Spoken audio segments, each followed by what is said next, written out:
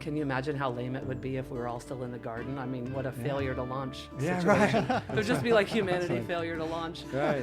No doubt about it. No, The humanity is the 40-year-old living in the basement. right, living in the basement. Yeah. It's like, Mom, make me a grilled cheese. And God's like, okay, eat the apple already. Right. It's time. Yeah. When life throws a challenge at you, one thing is certain. To find a resolution for every issue, every problem, for everybody, there's more than one way.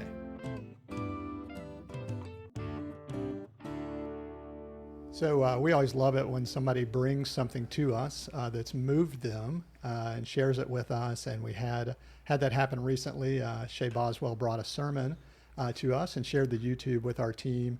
And we all were struck by it in different ways. And we really felt like that it was something that would be a great discussion here on More Than One Way. And so we were excited to be able to bring Liz Peterson as a guest to share with us about that sermon and kind of where it was coming from, and also to talk about in general just the overall implications of what it means to look at the Bible in more than one way.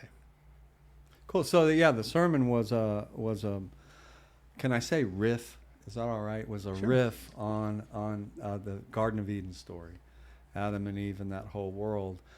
And Liz, what was going on in your mind when you started writing that, thinking about what you were going to say? Do you mind walking us through that a little bit? Sure. A lot of my approach to anything from Genesis comes from a love of the Hebrew language. So when I was in seminary, I went to Columbia in Atlanta, and I had the privilege to teach as a student teacher Hebrew. So I really love scriptural Hebrew, and Genesis has beautiful language in there. All the names of people mean something.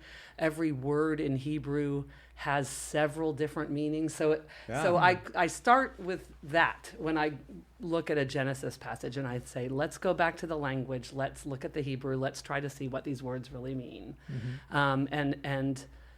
Then from there, trying to unpack how particularly any of these creation stories having to do with the man and the woman, Adam and Eve, how they have impacted theology throughout the centuries, how they've been sort of transformed and shaped and muddied a little bit over time. Yeah. And so you went back to, in a sense, the original to try to get a sense of what were they getting at? What was? Why did they frame the story this way? Why did they use these words? Right. And that kind of thing. Okay. Right. And where did that take you? Well, so in this passage, particularly, it talks about the man and the woman, which are two words, ish and isha. And in the Hebrew, they were created to be companions to one another. There's sort of a misconception that the woman was lesser or created as sort of a servant to Adam, but that's not really true. Whenever you see the word Adam, which we have decided is the man, Adam means human. Dam means blood, and Adamah means earth. And so there's this Hebrew sense that Adam, whenever you see Adam, it means human. And when like you a see representative human. Yes, like a representative human without a gender distinction, right? Okay. But we've named Adam, Yeah. and Eve, Chava, is life. So Adam and Eve is God putting life into humans, is God breathing life into humans. Cool. And so when, and then the I don't want to say allegory because it upsets people because they're like, no, it's true. And it is true. Genesis has truth, but it is not, it isn't fact. And we really lose a lot of we lose so much of what God is trying to do in Genesis if we get stuck on fact there. But, the truth is God breathed life into humans, and there we were in the garden, and then this story unfolds. And then the story unfolds, right? Yeah. I mean, I appreciate you bringing up the specifics of the word, and then also just helping us to enter into the idea of allegory, symbol, metaphor. And one of my teachers would say, really the only language available to religion is allegory and symbol and metaphor. You know, that's the language we're using, and we get in trouble oftentimes when we try to literalize it and concretize it and turn it into something it was, I would say, never intended to be. And so I think you, for me anyway, you pick up on that. Absolutely. Especially like, for instance, you started talking about the snake. Yes. Right? Yes. So tell us about the snake from your... well, you know, when we were talking before we came on the air, you were saying, we were talking about kind of where these ideas come from, this idea of sort of perfection, fall, redemption, fall, redemption, that's sort of it's our human way of trying to explain, why is there sin? Why is there evil? Why do good people suffer? Why do all these bad things happen if God's so great? And the snake, bless the snake's soul, is has to be the fall guy. And one, you know, I was realizing that when I was preparing for the sermon that John Milton's Paradise Lost has had a huge impact in the last several centuries on how we view the snake and how we view Genesis. Because, and it's an epic poem, but it's not scripture. But I think, you know, I had to read it in 9th grade. I don't know if you all had to read at least part of Paradise Lost. I mean, I don't think I read all of it, but I was supposed to read all of it. I've conveniently forgot. But so in Paradise Lost, the story is that Satan was an angel favored by God and then fell from grace. I've heard that. And decided to take the form of a snake to trick the woman in the garden, Eve, you know, known as Eve, into biting the apple and ruining God's creation. Gotcha. And that's just not in the Bible. It's a cool poem, but it's and not it scripture. really caught on. It totally caught on. Oh, yeah. And I'm sure it wasn't just Milton. But, you know, there's a lot of kind of, but I mean, I think Paradise Lost has given a lot of people their sense of what's in Genesis. You know, and because it was taught in high school when I was in high school anyway. So so he goes straight to the whole demonic Satan world, and and what the story says is what you pointed out. Really, the serpent isn't evil; it's crafty. No, that's and right. we've talked about that some here before. Shrewd, even. Shrewd, yes. But you know, the scripture says, this passage says, it was one of the craftiest of all the creatures made by God. We just heard in Genesis 1 that God made everything and said that it was good. So the snake is the snake, a creature of God. You know, and so I think, you know, if we can just go ahead and embrace the serpent as part of this like story about how humans interact with God rather than villainizing it. Interesting. And what is it that the snake is some people are going to say tempt.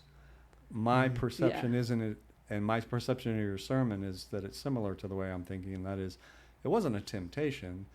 It's something else. It's some kind of dialogue offering something that perhaps could be helpful to people, but also a bit difficult to deal with. Absolutely. Right? I think the snake the tree thing, right? Right. I think the snake. Well, so the tree has the fruit of the knowledge of good and evil, and the snake. The snake in this story appears, if you look at the Hebrew, to stand in for human growth and coming into our knowledge, coming into our free will. So you know, just like with children, right? You have children, and they slowly. You don't introduce to children everything all at once, right? If you've got a 2-year-old, you're not like, hey, cook on this hot stove by yourself, right? You say, here's a little pot that's not on the hot stove that you can practice with, or something like that. And I think the humans in the garden was God protecting humans until we were ready to come into our full knowledge of who we are. And so in the Eastern Church, I redid some research on the whole symbolism of what the fruit is trying to be a symbol for. Yes. And they would say, you know, it's a level of consciousness, and that somehow or another the difficulty was the people weren't ready for it. Right. Right. They were more in that kind of childlike state, and it's when you give a child something that's too much for them, so much, They could get, so to speak, to chew, too much for them to digest, things happen. Yeah, it's like, don't run in the street. A little child doesn't know why, right? It's so human. This is the story, right? It's so human to want to know more. Yeah. And God made us that way. So it's amazing. It really is amazing. Yeah. See, and so that's a flip from oftentimes. That's a total switch. So please say more about that, Yeah. because you were really hitting on that. Yeah, I think, I think the whole scenario, whether from Paradise Lost or other tradition that it's become a norm or is taught in a way, the idea of this things getting broken, and this separation and just this whole falling and this moving apart, that's a very different idea than a growth of knowledge or awareness or consciousness and someone being ready or not ready for that. Yeah. Because the other brings in fault and blame and finger pointing and accusing. I mean, all those words that kind of become associated with the snake itself tie back into who some think that represents, and so it gets to be this confusing, and it becomes real formulaic, which is different than a Hebrew story. Right. They don't always follow a nice, predictable, logical formula, and that frustrates us at times because we like answers and we like clear things. Yeah. But just like you said, some of those words having multiple meanings and being deeper from the very start don't lend itself to a formula. Yeah. Right. Which is a good thing, not necessarily. I mean, even if it's an uncomfortable thing, it's not a bad thing. Yeah.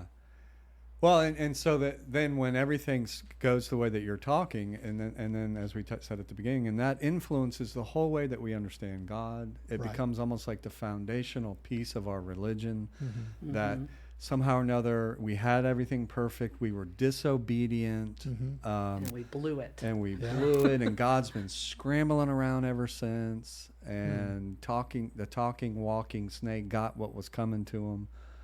Because now he's crawling around on his belly, or her, whatever, whichever, and I mean, so that sets up a religion of, in a sense, making life a problem to be solved. I think, Interesting. I'm sorry to interrupt, but when you say that, it's important to acknowledge God got mad when this all went down, right? Sure. So it's not like, it was great, you ate the apple, never mind, rules are not. But it's like my friend Dave calls this, when it comes to parents and children, he calls this pooping in the nest. He's, his kids are 20 and 23 or 22 right now, and he's like, boy, they're just making it really hard to stay at home. They're making us want them to go. Sure. And this is so similar to that in my mind, Yes. that God has made these children, and the children they're pushing the boundaries, and we're made to do that. And God gets mad like any parent would. You're breaking the beautiful garden. You're getting out of there sooner than I wanted you to. You're trying things you weren't ready to try. Yeah, right. But it's different from sin, right? Very it's not different. the same. Very different from you messed it all up. Right. Yeah. Right. So certainly, and we do see that in life, right? Especially in childhood, that there are consequences to things that we do. And I think some of that anger comes from a deep love and care. Absolutely. For the people, with the idea of I have so much in store for you, you know, and it's Well, so the fruit. So once again, so the snake isn't demonic. I'm picking up from what you were talking about. The fruit can represent something more than just obedience and disobedience, or we had it perfect and we mess it up. The fruit can represent so many different things. For me, it's always really helpful to think of it as deeper and deeper consciousness, deeper and deeper awareness of life, and that moves and that continues on. And the truth is, when that happens, the condition that I'm in prior to eating does stop. Right. Once I know something, I can't not know it. Right. I know it. Right. Yeah. Right. So I know it now. I don't know it. I can't say, okay, well, wish I don't know that. Right. Yeah. Yeah, and I think God was like, I'm not ready. Maybe God, for personal reasons, was like, I'm not ready for you to know everything just yet. Well, and once again, so that's within our tradition, and then if you pick in other mythological traditions, are going to say similar things. Sure. Consciousness needs some level of maturity. Yes. There's no doubt about it. You have to grow into it. Yes. So, but then once again, that's a very different thing than very different, right? Than what you were saying, Whitney. Right. And what it takes me back to is then when we're in the place that you were talking about, Whitney, then we are looking for somebody to blame. Right. Mm-hmm. And so the snake is one, and then the other one you brought up is the woman. The one, of course, right? Yeah. Sure. So then the whole feminine world becomes this. What? You tell me. Becomes the tricksy harlot that that caused sin to come in. Right. Oh my gosh! Pushed poor Adam out of the garden. Yeah, he was minding his own business. Yeah, he was. He didn't have much to say. He's a quiet gentleman. That's didn't much to question. say, but yeah. Where was he? Yeah. Yes, the woman has a bad rap. And so there's like and that was one of the things that hit me in a way that I'd never really thought of before. Is some of the women, well, Shay and Christibeth, who help with the podcast. Mm-hmm. We're talking about how that story contributed to, within the religious world, helping them feel inferior and subordinate. And I'd never thought of that. And what a horrible thing. Mm-hmm. Yeah. There's a sense in that story that if it was the devil, which it wasn't, but if the snake was the devil, I remember being taught or just coming to the conclusion from what I was being taught that the woman in the story was considered by the snake to be the most easily tempted, the one who would waver as much, the one who was ready to question God, the one who was ready to sin, basically.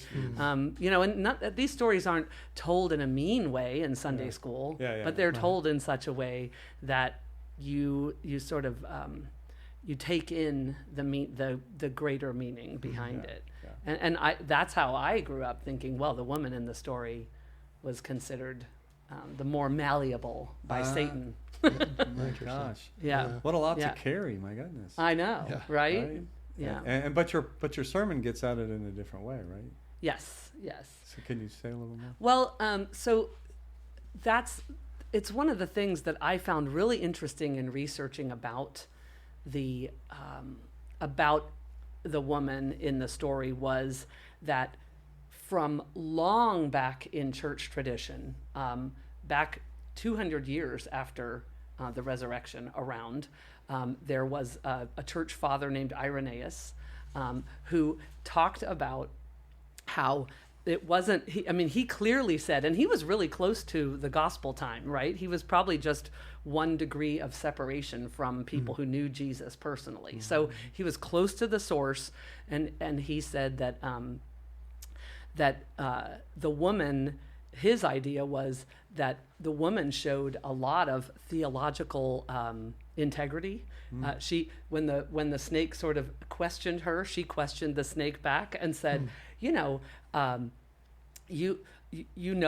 said that we weren't to do this. And she reasoned with the snake and came to the conclusion, well, it actually probably wouldn't be bad to eat the fruit.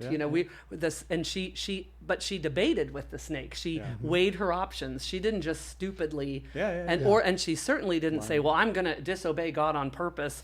She thought about it. And then fast forward to modern times, theologians are starting to reclaim and hear this story from the original Hebrew source again. And I had told you about earlier, a womanist theologian, and a womanist theologian is a feminist, but a black feminist theologian. So her name is Judy Fentress Williams, and she talks about that the snake approached the woman because the woman in ancient times was associated with knowledge and wisdom.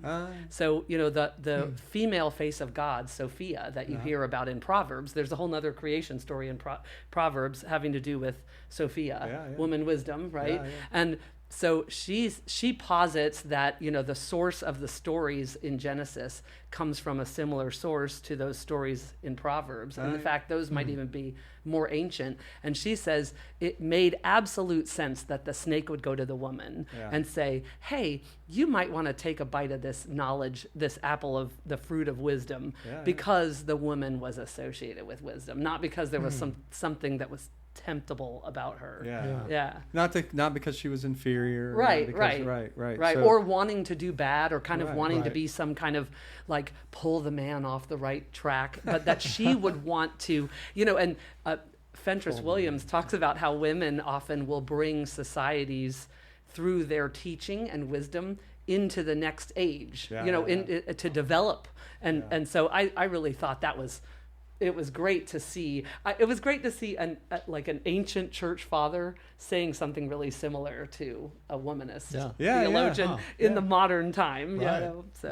Especially something that, once again, is so counter to what became the so-called orthodox way of going at it. And once again, it just shows how meaning, or the meaning somebody puts on a passage like that, can just take on all kinds of authority. Yes. Year after year, century after century. And pretty soon it just becomes, like you're saying, the way you were taught in Sunday school. Well, this is just the way it is. Yep. Yeah. I'm not trying to be mean. I'm not trying to put anybody down. But this is just this is just what's true. Mm-hmm. And it really isn't. That's the thing, is it just contains all the short-sightedness and prejudice that humanity can have. Absolutely. Right. Yeah. And so I think that's part of what was such a breath of fresh air about your sermon. is trying to help us. You had said one of your goals is to help us reclaim the Bible, and I think sermons like that invite us into that world. I'm really about that. I mean, I think we have to relearn what it is to have myth, what it is to have symbol, and that whole world, and not see that as just somehow inferior to fact and reason. Right. Fact and reason are fantastic things, but so are myth and symbol. Absolutely. And the Enlightenment just killed myth and symbol. It really did. Oh, it's just, myth and symbol is truth, and it's very holy and sacred. We don't do rituals are born of myth and symbol. And what do we do in the church but rituals all the time, right? So absolutely. And so when we can take a passage like the Adam and Eve story and unpack it the way we're doing here.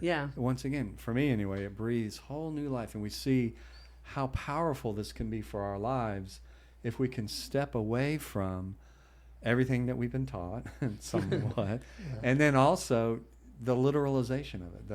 This is something that factually happened 6,000 years ago or whatever it is.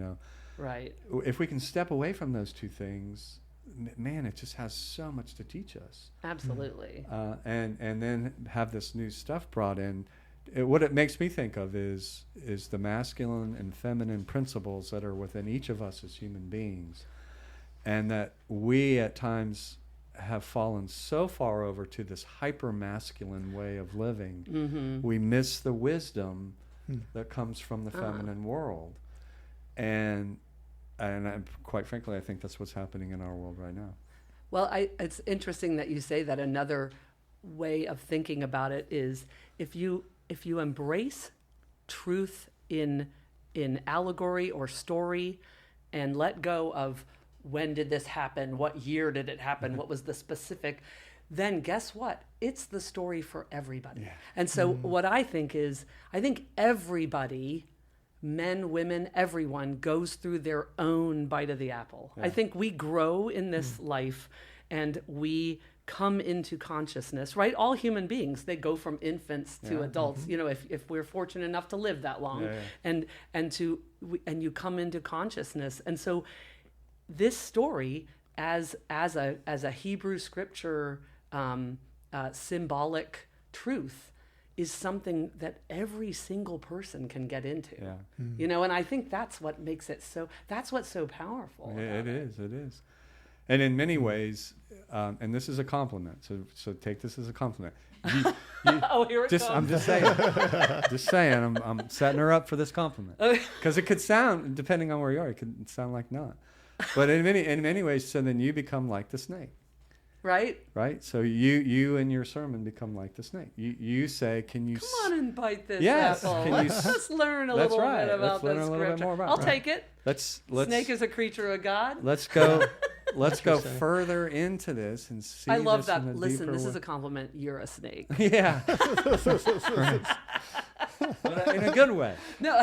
A walking, Well, and that's what talking we're snake. trying. When everybody can say, yes, I identify with the snake and feel good about it, then we've got There you go. something. Yeah. And yeah, me, and like you're saying, I can see myself in each of the characters.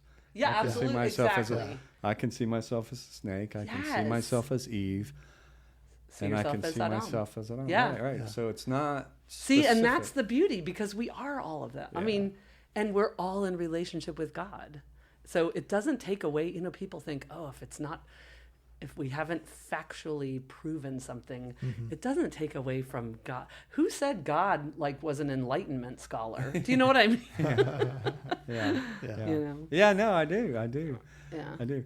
And the thing is for me, once again, the story, though it seems like this tragic ending, for me, it's more, okay, so now the relationship is going to shift and change. It's Right. going to be a bit different.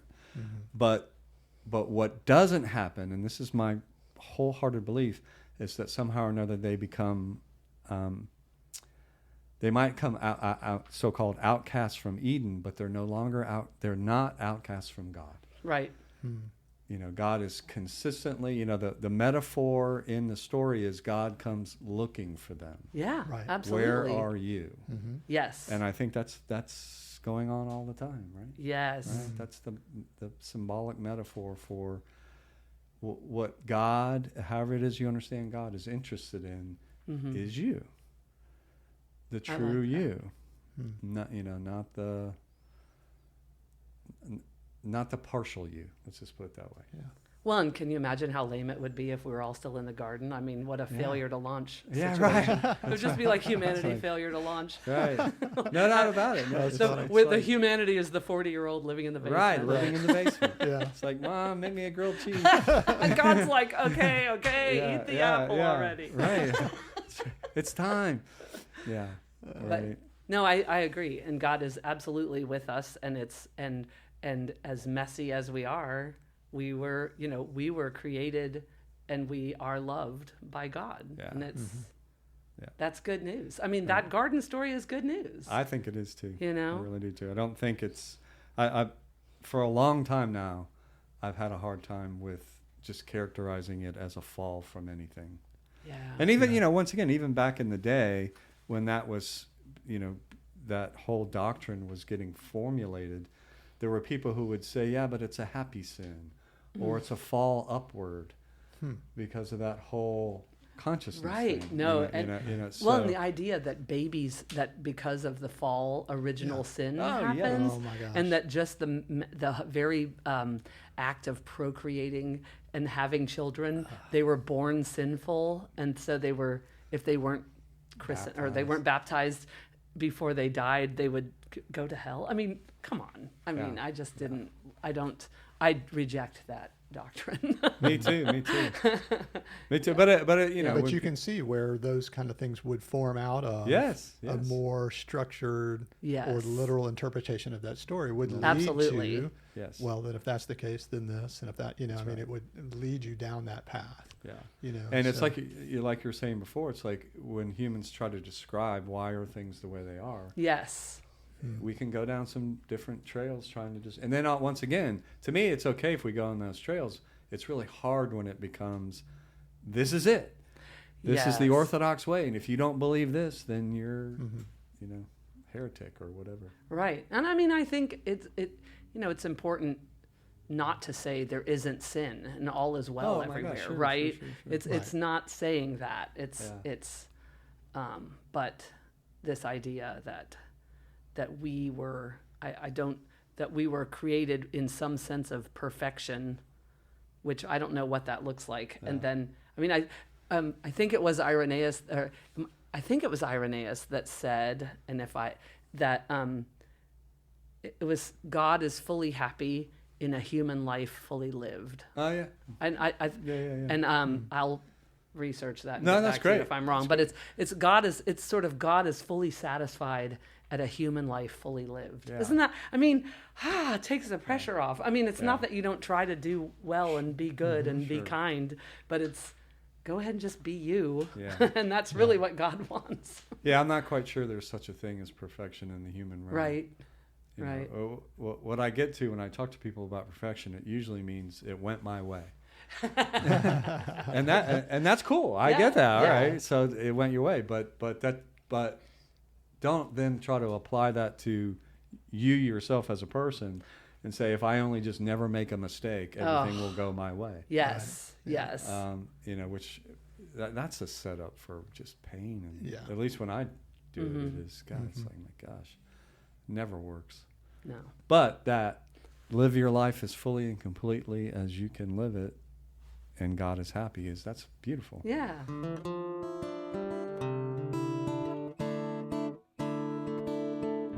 Thank you for listening to this episode of the More Than One Way podcast, brought to you by the Center for Spiritual Practice in Knoxville, Tennessee. We really appreciate your time and would love to hear your feedback.